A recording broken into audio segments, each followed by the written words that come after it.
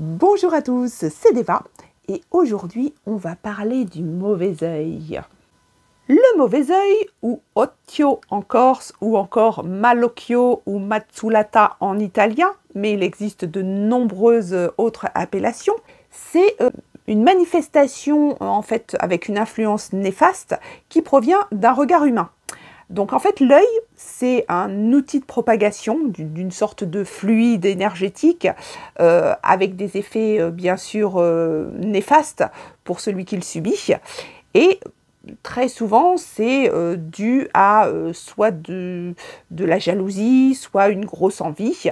Alors quelquefois ce fameux fluide peut être transmis sans le vouloir. Quelquefois c'est de manière inconsciente qu'on envoie le fameux mauvais œil. Qui sont les victimes? Alors le plus souvent, ce sont les enfants. Pourquoi? Eh bien tout simplement parce que c'est beaucoup plus efficace et ça impacte beaucoup plus la personne quand on s'attaque à sa progéniture plutôt qu'à elle-même. Hein. Alors je vous dis, quelquefois c'est simplement inconscient. Hein. C'est ouais, oui, son fils, oui, il est meilleur que le mien, ou alors je sais pas moi, il a les yeux bleus. C'est aussi contre les personnes qui sont heureuses ou chanceuses. Alors, en fait, toutes les personnes qui dégagent une énergie positive. Voilà, c'est pas, même si on ne possède pas grand-chose, même si il suffit d'être heureuse pour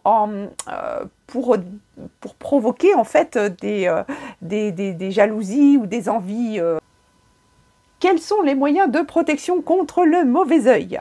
Eh bien, tout le monde connaît, je pense, le corail. Le corail, selon la légende corse, c'est le sang de la Gorgone qui a été décapité, hein, je vous le rappelle, et qui aurait été à l'origine de la création de ce corail protecteur.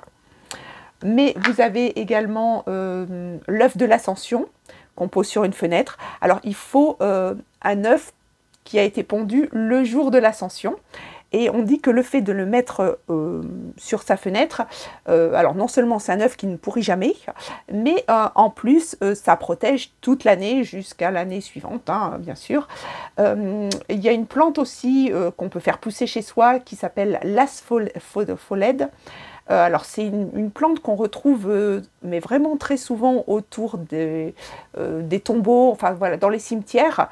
Le sel, c'est quelque chose de connu depuis très très longtemps et qui bon, alors on dit de mettre du sel aux quatre coins de sa maison, ou alors d'une pièce hein, de sa maison, notamment là où peuvent transiter des gens, hein, dans la pièce à vivre. Alors en Provence, mais j'ai déjà vu cette coutume en Italie, quand on complimente un enfant, un nouveau-né, hein, eh bien vous voyez les gens cracher par terre juste après. C'est simplement pour dire, je ne veux pas lui porter l'œil, je pense vraiment que cet enfant est vraiment beau, ou alors quelquefois bah, c'est la maman, alors notamment moi j'ai des cousines italiennes, dès qu'on fait un compliment sur l'enfant, elles lèchent leurs doigts et elles mettent de la salive sur l'enfant. Bon, voilà, c'est une tradition. Hein. Dans les tribus berbères, je sais qu'on utilise un bandeau, alors qu'on tresse avec 3 fils, c'est un bandeau de lin blanc qui est trempé dans l'eau salée et qu'on attache avec une boucle d'oreille en or, parce que l'or va faire fonction de miroir. Bien sûr, vous connaissez tous le fameux œil bleu qu'on retrouve alors vraiment un petit peu partout autour de la Méditerranée.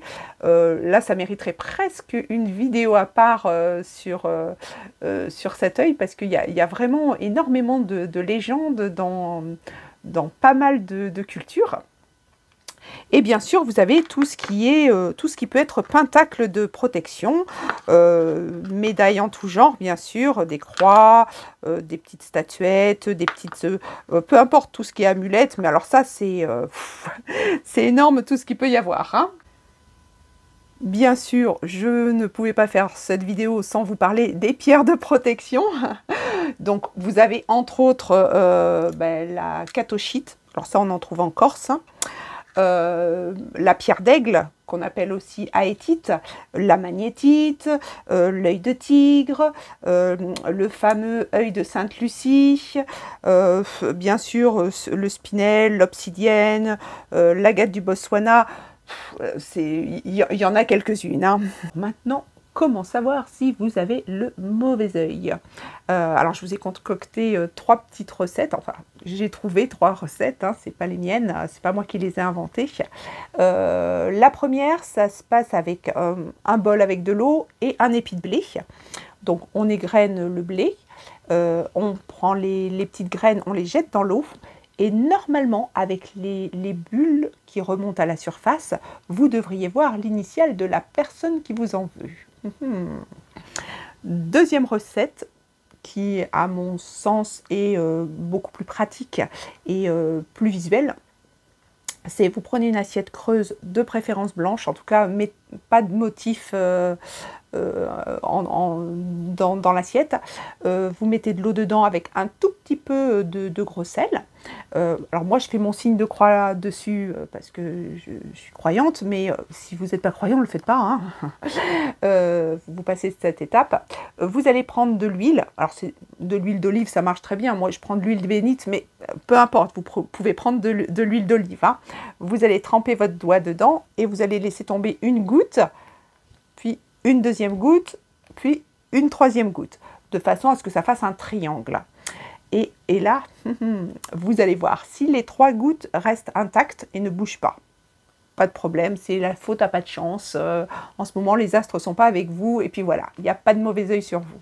Si par contre, les gouttes se diluent en formant plusieurs, si elles se rapprochent, si elles forment un dessin, enfin voilà, si ça bouge, c'est qu'il y a quelque chose. Alors, il y a tout un guide de l'interprétation des gouttes d'huile. Ça pourra être une vidéo, éventuellement, si vous êtes intéressé par le sujet. Mais voilà, l'interprétation dira que forcément, il y a quelque chose, en tout cas. Et dernière chose, alors qui est un petit peu plus complexe parce qu'il y a un risque de brûlure et puis voilà, c'est le plomb dans l'eau. Donc on prend du plomb qu'on fait chauffer et on le met dans une casserole d'eau. Ça fait des pics, voilà, toujours. Et pareil, il faut interpréter ça. Si le sujet vous intéresse, ça s'appelle la molybdomancie. Voilà, à chercher. Perso, je le fais pas parce que déjà le plomb c'est toxique. Et puis forcément le plomb brûlant en le jetant dans l'eau, ça va faire une réaction. Enfin voilà, moi je suis pas tellement fan de ça, mais sachez que ça existe en tout cas, hein, et ça forme toujours de toute façon des pics, hein, quoi qu'on vous en dise, parce qu'il y a des petits malins qui vous disent « Ah oui, vous avez vu, ça fait des pics ». Ça fait toujours des pics. C'est une réaction chimique normale, hein, quand on trempe un métal comme ça, comme le plomb dans de l'eau, ça éclate, c'est normal. Ça reste pas neutre.